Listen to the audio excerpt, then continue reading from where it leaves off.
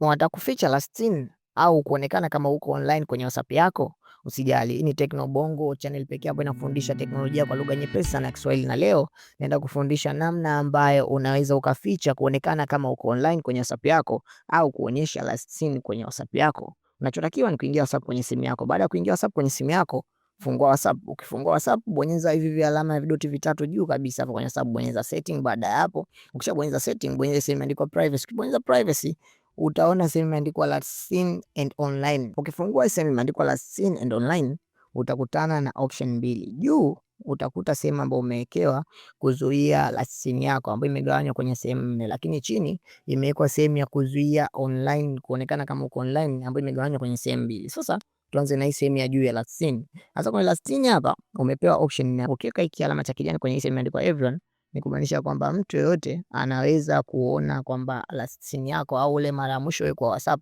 ilikuwa ni muda gani.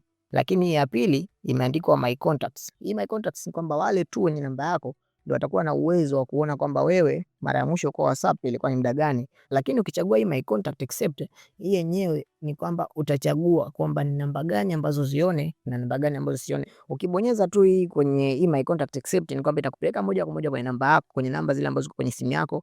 Utaangalia ile list ya namba ambazo ziko kwenye simu yako, kisha utachagua ile namba ambayo hutaki ione kwamba ni muda gani uko last seen, yani muda gani ilikuwa mara ya mwisho wewe kwa WhatsApp.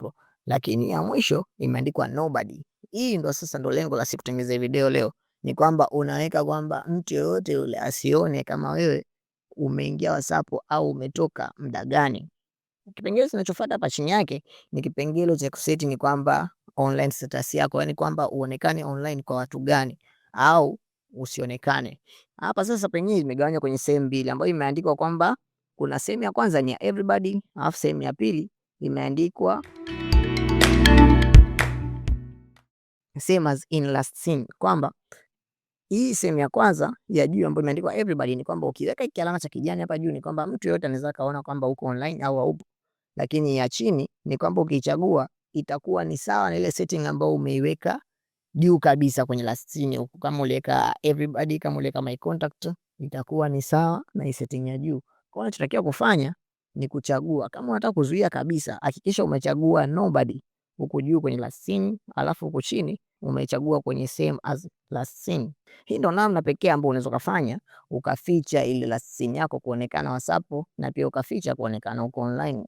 Kama unataka kujifunza kitu chochote kuhusu WhatsApp, tip yoyote au trick, usiache kucomment hapo chini na kuandika kile kitu ambacho unataka nifundishe, na mimi nitatengeneza video special kabisa kwa ajili yako. Hii ni Tekno Bongo, usisahau kulike na kusubscribe na kuta notification on.